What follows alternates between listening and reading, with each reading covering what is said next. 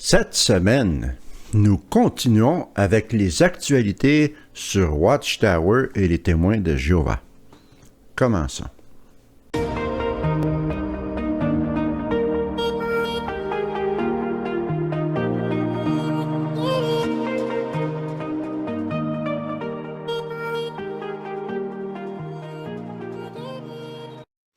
Bonjour et bienvenue à une nouvelle vidéo sur la vérité concernant Watchtower et les témoins de Jéhovah.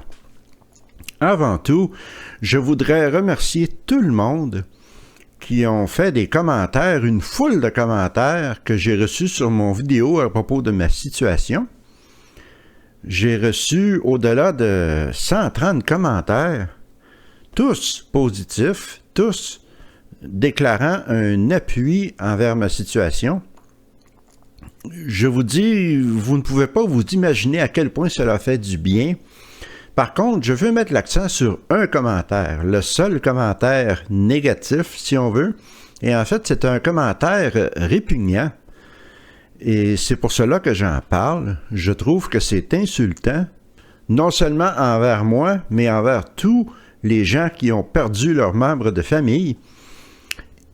Un commentateur dit que Jésus a déclaré qu'il n'y a rien de caché qui finit par être dévoilé et rien de soigneusement secret qui finit par être révélé. Votre mère est très courageuse car ce n'est pas facile d'obéir au Christ quand on vient de découvrir que son fils est un apostat et qu'il lui cache sa vie. J'ai trouvé cela répugnant, je le dis une fois de plus, répugnant, parce que c'est une insulte envers moi et envers tous ceux qui ont souffert d'ostracisme, et Watchtower s'appuie sur Matthieu, chapitre 10, versets 30 à 39, ou quelque chose comme cela, comme le mentionne ici cette personne, que Jésus amènerait l'épée pour entre le fils et son père, la fille et sa mère, etc., la guerre entre les membres de famille. Le fait que Jésus a dit cela, premièrement, cela ne veut pas dire que c'est une bonne chose ou que c'est une chose qui devrait être pratiquée. Et deuxièmement, ici, Jésus ne parle nullement d'ostracisme, on ne parle nullement de couper les ponts complètement avec les membres de sa famille. Cette situation se reproduit dans le monde entier à tous les jours. Dans toutes sortes de religions, il y a des membres différents d'une famille qui vont avoir des croyances différentes, mais cela n'empêche pas que ces personnes s'aiment et ont des relations émotionnelles, quelquefois des arguments au sujet de la religion, mais en général, ils maintiennent une relation d'amour et de tendresse. Ce n'est que Watchtower qui vraiment pratique un ostracisme complet avec cette doctrine aberrante. Et cela est une honte. Alors, je voulais souligner ce commentaire car je l'ai trouvé, et je le dis encore, répugnant. Bon, tout étant dit, merci pour votre appui, merci pour votre encouragement, ça fait chaud au cœur. Et je vais maintenant procéder, tel que promis la semaine passée, à la suite des actualités sur Watchtower.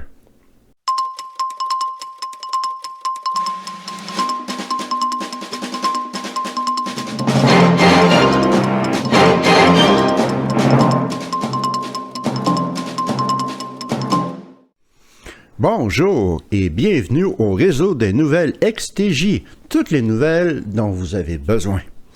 Cette semaine, nous allons commencer avec la République tchèque. Le 18 décembre 2024, c'est-à-dire l'année passée, il est apparu un bulletin, une notice sur les babillards des salles du royaume en République tchèque.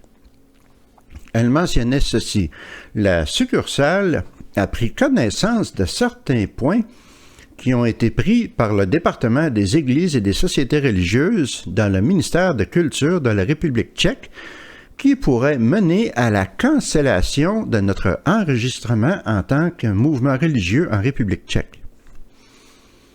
La notice suivait en disant que la République tchèque voulait commencer des procédures pour canceller cet enregistrement de la société Watchtower, entre autres, en se fiant à la section 22 de la loi qui mentionne que si une religion enregistrée ou une société religieuse quelconque procède à des activités qui sont en violation de la section 3, lettre A, section 5, alors il pourrait y avoir des procédures pour enlever cet enregistrement. Que disent ces sections? Allons jeter un coup d'œil. Cette section dit que les églises et les sociétés religieuses ne peuvent pas être établies et ne peuvent pas opérer si leurs activités sont contre cette loi qui mentionne que si leurs activités ou leurs enseignements posent une menace à la liberté et aux droits et à l'égalité des citoyens et leur association avec d'autres églises et d'autres sociétés religieuses ou posent une menace à la démocratie de l'État, sa souveraineté et son indépendance, alors on peut enlever l'enregistrement. Paragraphe A. Si c'est en conflit avec la protection de la moralité publique, de l'ordre public, de la santé publique, très important, principe d'humanité et de tolérance, ça aussi c'est important. B. Si cela entre en conflit avec les droits politiques, personnels ou autres des gens qui sont membres de cette religion à cause de leur nationalité, leur sexe, leur race, leur origine, leurs convictions politiques ou autres convictions, leur confession religieuse ou leur statut social, si ce mouvement pousse la haine et l'intolérance, très important pour ces raisons, C. Limite la liberté individuelle, particulièrement en utilisant de la pression psychologique pour éliciter une dépendance chez les fidèles, ce qui mène à des douleurs économiques, psychologiques ou physiques de ces gens ou des membres de leur famille immédiate qui endommagent leurs relations sociales individuelles, leur développement psychologique, surtout des enfants, et empêcher leur droit à l'éducation, et empêcher ces jeunes, ces mineurs, d'avoir accès à des soins de santé appropriés pour leurs besoins. Très important ces points.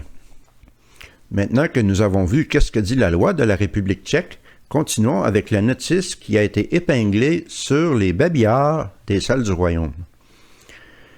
Elle continue en disant que le gouvernement tchèque dit qu'ils ont quelques réservations à propos de plusieurs de nos enseignements, incluant 1. L'application du principe biblique de s'abstenir du sang, bien entendu, dans les cas surtout où les parents prennent les décisions en ce qui concerne les enfants mineurs, et 2. L'application du principe biblique encore de limiter le contact social avec ceux qui ont été exclus ou ceux qui se sont désassociés de la congrégation. Vous vous souviendrez de ce que j'ai lu dans la loi. Effectivement, ces deux doctrines de Watchtower entrent en conflit directement avec les lois de la République tchèque. Et d'ailleurs, la notice de Watchtower continue en mentionnant que qu'est-ce que les fidèles peuvent faire. Il s'agit d'écrire au gouvernement et aussi d'aller en prière. Ça, c'est la notice de Watchtower. Est-ce qu'on peut dire vraiment, quelques questions, là, que les activités des témoins de Jéhovah et de la société Watchtower ne posent pas de menace aux droits et libertés des citoyens? Est-ce qu'on peut dire que ces doctrines n'interdisent pas les droits personnels ou autres à cause de leur conviction, de leur confession religieuse ou de leur statut social? Est-ce qu'on peut dire que l'enseignement de Watchtower ne promouvoit pas la haine et l'intolérance pour ces raisons? Est-ce qu'on peut dire que l'enseignement de Watchtower ne coupe pas la liberté individuelle, particulièrement en utilisant la pression psychologique pour les rendre dépendants? Est-ce qu'on peut dire que les enseignements de Watchtower n'empêchent pas le développement des mineurs et leur droit à l'éducation? Et est-ce qu'on peut dire que les enseignements de Watchtower n'empêchent pas les mineurs d'avoir accès à des soins de santé appropriés?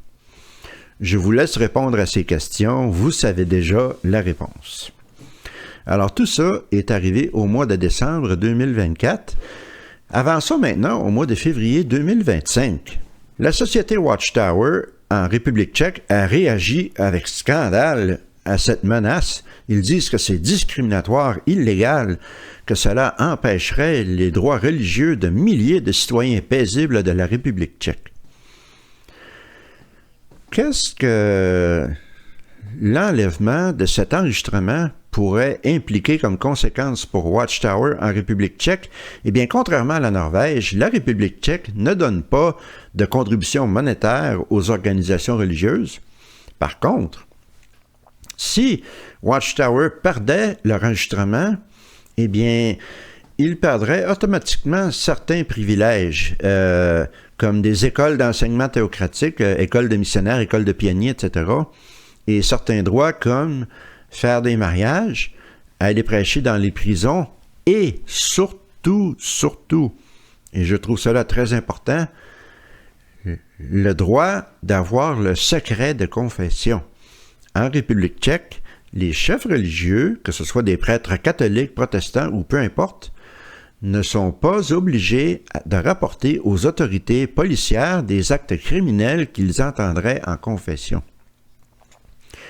Cela joue très bien pour Watchtower, car nous le savons tous, ils veulent cacher tous les cas de pédophilie qui sévissent et qui foisonnent dans cette organisation. Ils veulent protéger les coupables, mais s'ils perdaient leur enregistrement, alors ils briseraient la loi en ne révélant pas ces choses au gouvernement ou aux autorités. Le ministère de la Culture, qui s'occupe des religions en République tchèque, ont pris les premiers pas contre l'organisation Watchtower en septembre 2024, lorsqu'ils ont envoyé une lettre officielle à la société Watchtower de cesser les activités illégales. Vous vous souviendrez que la notice qui a été affichée dans les salles du royaume a été affichée en décembre 2024. Donc, la société Watchtower savait déjà qu'ils avaient des problèmes en République tchèque. Le document que la République tchèque a envoyé à Watchtower montre que le ministère de Culture, qui est mené par Martin Baxa, accuse Watchtower de 5 offenses qui sont supposées corrigées dans un délai de 3 mois, c'est-à-dire septembre, octobre, novembre. En décembre, ce n'était toujours pas corrigé. Quelles étaient ces 5 offenses? Allons jeter un petit coup d'œil. Alors, on parle ici de 1. De la restriction de la liberté de changer de religion ou de croyance ou d'être sans religion. Comme vous le savez, Watchtower pratique l'ostracisme à outrance contre ceux qui veulent changer de religion, c'est-à-dire quitter l'organisation. 2.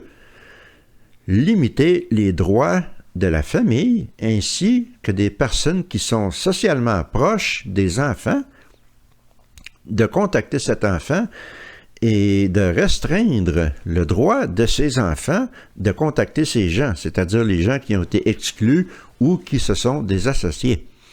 Même les enfants, on les encourage à pratiquer l'ostracisme, ce qui est psychologiquement très dommageable. 3. Restreindre les libertés individuelles en utilisant de la pression psychologique pour créer une dépendance qui mène à des dommages psychologiques aux individus ou aux membres de leur famille immédiate et qui endommagent leurs liens sociaux. Encore là, on parle de l'ostracisme. 4. Empêcher les mineurs de recevoir des soins de santé appropriés à leurs besoins.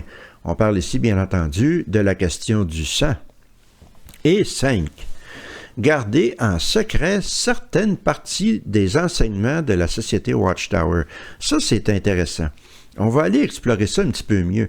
Comment est-ce que Watchtower ont gardé secret certaines parties de leur enseignement? Le ministère des Cultures en République tchèque voit un problème dans le fait que Watchtower ait caché certains aspects de leurs enseignements, ce qui est contre la loi en République tchèque. On mentionne spécifiquement que Watchtower refuse de fournir au ministère des réponses claires sur les questions à propos de leurs enseignements. En quelques occasions, ils ont même donné au ministère des informations fausses. Comme exemple, le ministère cite l'exemple des témoins de Jéhovah qui disent qu'après qu'un membre ait été exclu, La relation familiale demeure normale et leurs membres continuent à montrer de l'amour et passer du temps ensemble. Ha ha! Eh bien, le moment est venu, messieurs, dames, pour mon mot préféré. Vous le savez, vous le connaissez, vous l'attendiez. Bullshit. Bullshit. Bullshit. Ce n'est que de la bullshit. Et je peux vous le dire, comme vous le savez, malheureusement, par expérience personnelle. Et vous tous, d'ailleurs. En réponse à tout cela, la société Watchtower dit qu'ils sont en état de choc. En état de choc, ben oui, après tout ce qui s'est passé en Norvège, tout ce qui s'est passé au Danemark, comme je l'ai mentionné la semaine passée, au Japon, en Pennsylvanie, etc., etc., ils sont en état de choc. Encore là, bullshit. Nous sommes en état de choc, dit la société Watchtower, que le ministère nous accuserait de ces choses. Les témoins de Jéhovah respectent les droits de chaque personne de changer leur religion et leur croyance ou de ne pas avoir de religion. Ils croient que la Bible dit aux croyants de limiter ou de couper les contacts sociaux avec des personnes qui ont choisi de renoncer à ces croyances en se séparant de la congrégation. Toutefois, ils ne forcent pas les croyants individuels à suivre ces directives bibliques. Et les anciens ne contrôlent personne sous ce rapport. Oh boy! Encore de la bullshit! Watchtowers sont pleins de bullshit. Ils sont des menteurs diplômés. Beaucoup de bullshit cette semaine. Bien entendu, ceci contredit l'information que le ministère a reçue à propos de l'ostracisme, car oui, Watchtower punit ceux qui sont exclus ou ceux qui décident de se séparer de la religion, et aussi ils doivent séparer tous les liens familiaux et sociaux avec quelqu'un qui reçoit une transfusion sanguine. Cela est connu, tout le monde le sait, ce sont des mensonges éhontés de la part de Watchtower. Lorsque Watchtower a été enregistré comme mouvement religieux en République tchèque en 1993, c'est-à-dire peu à peu la séparation de la Slovénie et de la République tchèque, qui auparavant était la Tchécoslovaquie, eh bien, le procédé ne s'est pas déroulé sans controverse. Encore une fois, Watchtower ont menti au gouvernement de la République tchèque à propos de ces enseignements. La République tchèque s'attendait à ce que Watchtower dise la vérité, mais à la grande surprise du gouvernement tchèque, ils ont écrit que non, nous n'enseignons pas cela, c'est-à-dire pour l'ostracisme et les questions du sang. Tout le monde savait qu'il enseignait ces choses. Tout le monde savait comment ils ont prêché qu'il était important de ne pas mentir et de ne pas renier leur foi. Et tout à coup, ils ont carrément menti au gouvernement. Guerre théocratique. Et dans beaucoup de congrégations, ceci a causé un malaise, une déception. Apparemment, beaucoup de croyants ont quitté l'organisation après ces événements, car ils s'étaient toujours fait dire qu'il ne fallait jamais mentir. Pour l'instant, le gouvernement tchèque n'a rien fait en ce qui concerne mettre en action des choses pour enlever l'enregistrement à Watchtower. Ils veulent plutôt, auparavant, prendre le temps d'enquêter comme il faut, analyser la situation comme il faut, ce qu'ils doivent faire d'ailleurs. On mentionne que le ministère est en train d'évaluer les documents qu'ils ont reçus de Watchtower et enquête assidûment la situation pour qu'il n'y ait aucun doute raisonnable. Cela est une bonne chose.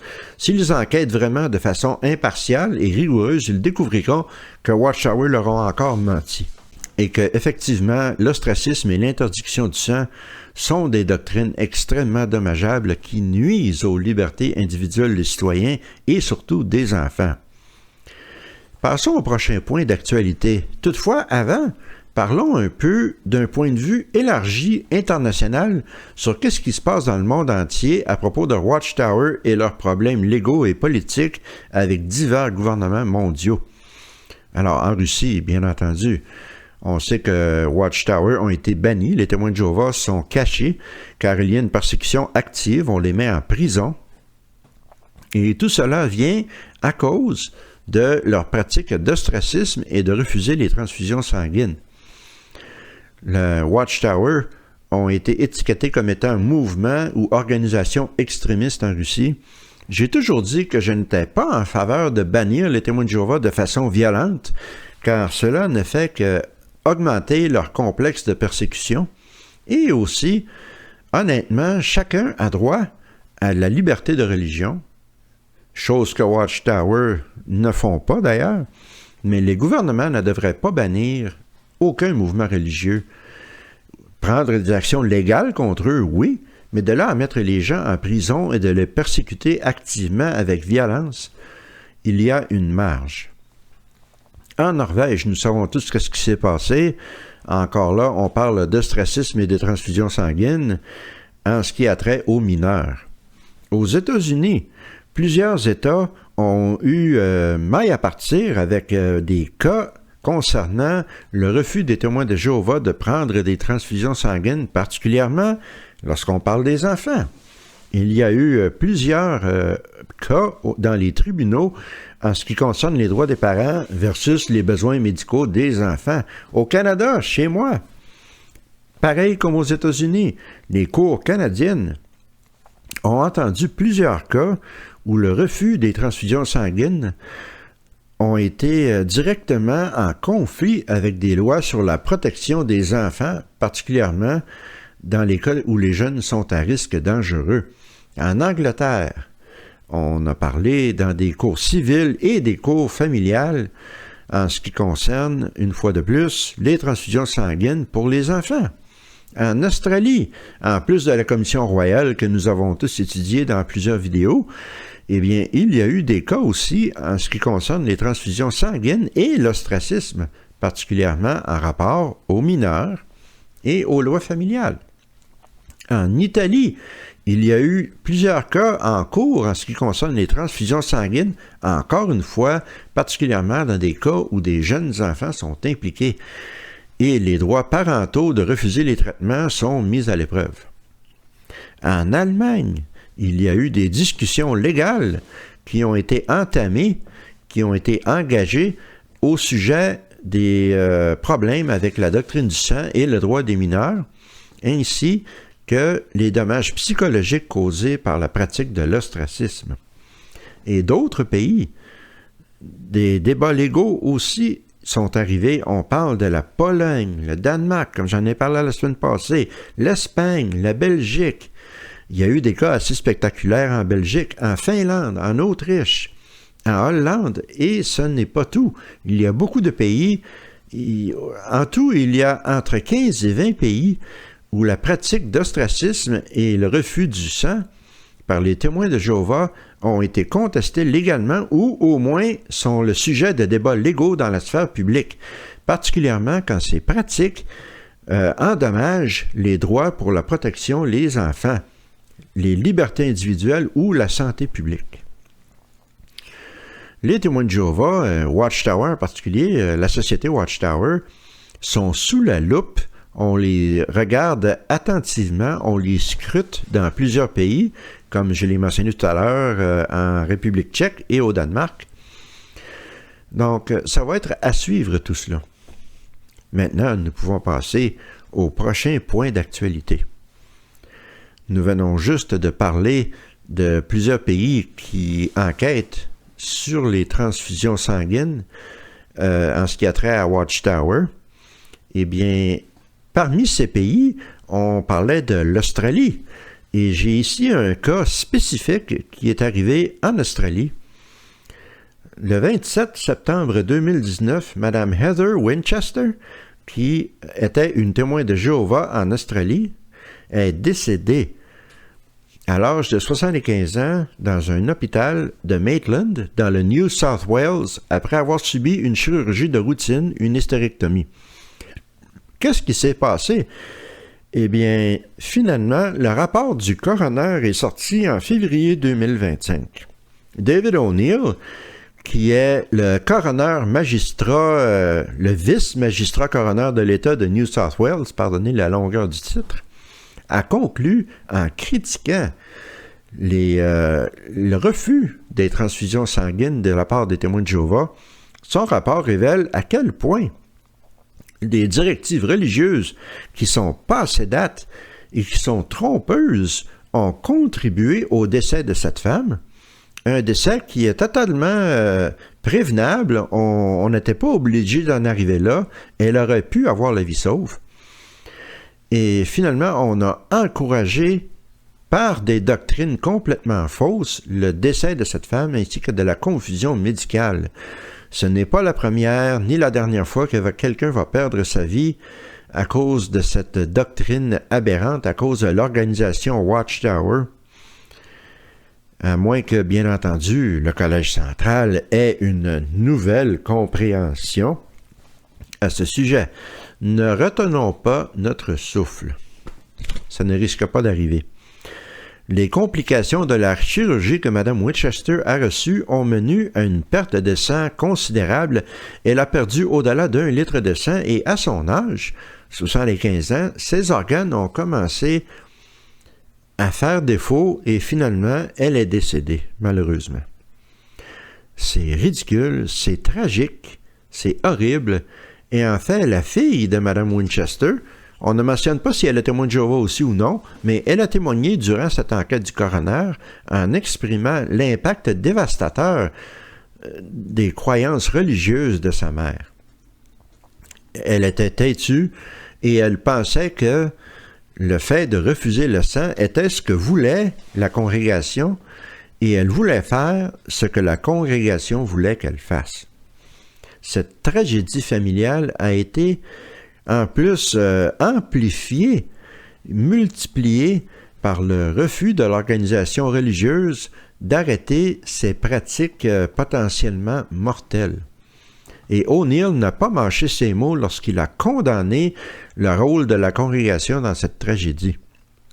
Il dit c'est un exemple de problèmes qui viennent de l'organisation qui essaie de donner de l'information médicale aux membres de leur congrégation dans le New South Wales avec des documents qui sont publiés aux États-Unis. Il a aussi mentionné que ces documents ne devraient pas être utilisés pour prendre des décisions médicales et qu'on devrait les enlever de la circulation complètement. Il a critiqué vertement Watchtower pour avoir distribué ces informations, des doctrines médicales, des informations médicales qui sont passées date, qui sèment la confusion et qui sont dangereuses. L'enquête a aussi entendu le témoignage de professionnels médicaux qui ont exprimé leur frustration d'être mis dans une position où ils n'ont pas pu sauver la vie de Mme Winchester à cause de son refus d'une transfusion sanguine. En dépit de multiples chirurgies et des efforts héroïques pour essayer d'arrêter les saignements et de sauver la vie de cette femme, de cette pauvre femme, les docteurs ont été obligés de travailler sous les restrictions arbitraires de la doctrine illogique et stricte de Watchtower. À un certain point, les médecins ont même pensé de prendre une action légale pour contrevenir au désir de cette femme, ce qui n'aurait pas été une bonne idée, mais de toute façon, ils n'ont pas eu le temps. Alors, quelle tragédie! Cette mort tragique de Heather Winchester met en lumière les dangers trop familiers déjà qui sont posés par la doctrine de Watchtower en ce qui concerne les transfusions sanguines et aussi les instructions défectueuses qu'ils donnent à leurs fidèles. L'organisation dit qu'elle n'est pas responsable pour les décisions médicales.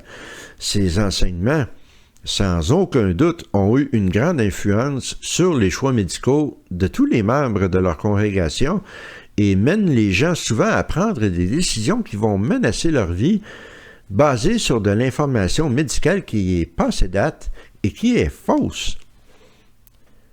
Quelle tragédie! On voit dans jw.org, on mentionne de ne jamais compromettre votre relation avec Jéhovah en acceptant un traitement médical qui va contre ses standards. Mais par contre, le site dit aussi que les croyants ont une décision personnelle à prendre. Alors, c'est votre choix. Mais si vous faites le mauvais choix, eh bien, vous allez être puni. Vous allez devenir des associés. Nous savons tous de qu'est-ce qui s'est passé en Bulgarie il y a plusieurs années. J'en ai parlé dans une autre vidéo il y a quelques mois. Maintenant, prendre une transfusion sanguine n'est plus une offense punissable d'exclusion, mais on considère que la personne s'est désassociée, ce qui mène exactement aux mêmes conséquences d'ostracisme. Cette doctrine dangereuse a mené à la mort des milliers de morts complètement inutiles qui auraient pu être évitées, comme celle de Mme Winchester, à cause de ces pauvres gens qui étaient certains qu'ils suivaient leur foi. Les recommandations du coroner O'Neill sont très importantes pour répondre à ces dangers et s'assurer que les témoins de Jéhovah obtiennent une meilleure information à propos de leurs choix médicaux.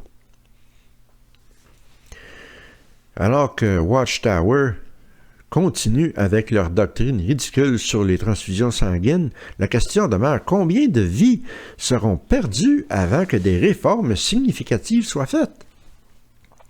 Cette enquête de coroner devrait être un réveil, non seulement pour la communauté des témoins de Jéhovah, mais pour la société en général. On devrait réévaluer les conséquences mortelles d'une adhérence aveugle aux doctrines religieuses en ce qui concerne les décisions médicales, et ceci peu importe la religion. Passons maintenant au prochain point d'actualité. Parlons de l'État de Washington aux États-Unis. Vous vous souviendrez peut-être, il y a de cela à peu près 2 ans, alors que j'étais en Espagne en vacances, j'avais fait une vidéo qui parlait de la Pennsylvanie. Il y avait eu d'autres arrestations, d'autres développements et de quelque chose qui se passait dans l'État de Washington. À l'époque, je vous avais mentionné que l'État de Washington n'obligeait pas les personnes, les membres du clergé d'une quelconque religion de révéler aux autorités des cas d'abus sexuels sur les enfants, contrairement à n'importe quel autre poste en autorité, que ce soit des enseignements, des psychologues, des conseillers, etc. Il y avait à l'époque 5 ou 6 États qui n'avaient pas cette obligation aux États-Unis parmi les 50. Certaines victimes d'abus sexuels chez Watchtower avaient décidé de poursuivre Watchtower en servant d'une loi qui parle de négligence du droit commun, qui mentionne que si vous êtes témoin d'un acte qui cause du tort à un mineur et que vous ne faites rien, vous êtes coupable de cette négligence de droit commun. Ces poursuites ont attiré l'attention d'un journaliste, William Crisconi, qui se spécialisait ou qui se spécialise toujours en journalisme d'enquête, et il a écrit plusieurs articles à ce sujet, et ceci, à son tour, a attiré l'attention de la législature de l'État de Washington. Alors, dans mon vidéo d'il y a 2 ans, je mentionnais que l'État de Washington avait fait un débat et qu'ils allaient éventuellement passer à un vote sur la question, et finalement, il y a eu un résultat, et nous allons parler de cela maintenant. Il y aura un lien pour la vidéo que j'avais fait en Espagne si vous voulez entendre plus de détails au sujet de ce qui s'est passé il y a 2 ans. Vous pouvez commencer à 23 minutes et 19 secondes du vidéo pour en savoir plus. Procédons maintenant à voir ce qui s'est passé récemment.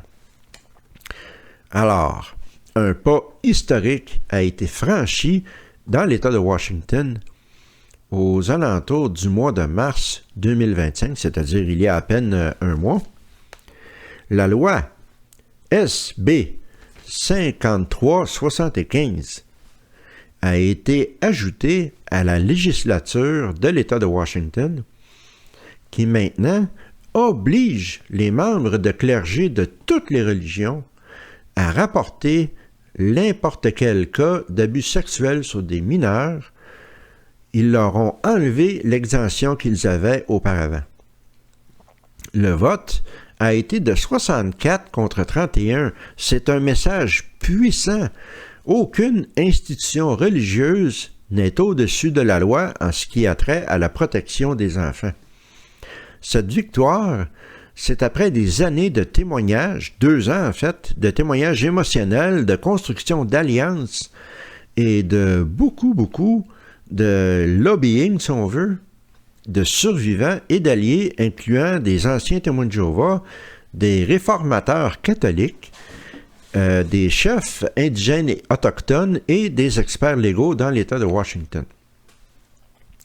C'est remarquable et la plus grande opposition à cette loi n'est pas venue de Watchtower. Elle est venue du clergé catholique, de l'Église catholique, qui sont très puissants, qui ont des ressources pratiquement illimitées, comme vous le savez très bien. Et pourtant, ils n'ont pas réussi à empêcher cette loi. Beaucoup de réformateurs catholiques, d'ailleurs, ont combattu pour que cette loi passe.